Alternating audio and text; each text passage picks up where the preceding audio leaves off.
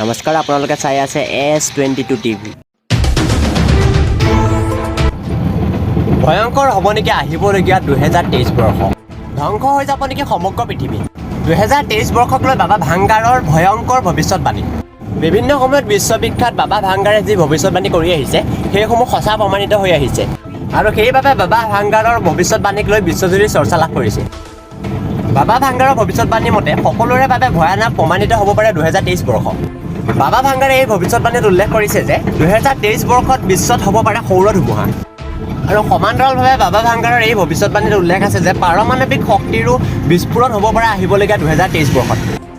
বাবা ভাংগাৰৰ এই ভৱিষ্যতবাণীক লৈ এতিয়া চিন্তিত হৈ পৰিছে সমগ্ৰ বিশ্ববাসী। পাৰমাণৱিক বিস্ফোৰণত মৃত্যু হ'ব পাৰে হাজাৰ হাজাৰ লোকৰ। পূৰ্বৰ ভৱিষ্যতবাণীৰ দৰে সঁচা প্ৰমাণিত হ'ব নেকি বাবা ভাংগাৰৰ বিশ্ব ধ্বংস হোৱা এই ভৱিষ্যতবাণী? আৰু এই ভৱিষ্যতবাণীয়ে উল্লেখ কৰিছে যে পৰীক্ষাগাৰতে জন্ম হ'ব পাৰে নৱজাতকৰ আৰু জন্ম হ'ব লগা নৱজাতকৰ ছালৰ ৰং বগা হ'ব নে ক'লা হ'ব তাৰো সিদ্ধান্ত ল'ব পাৰিব অভিভাৱকে।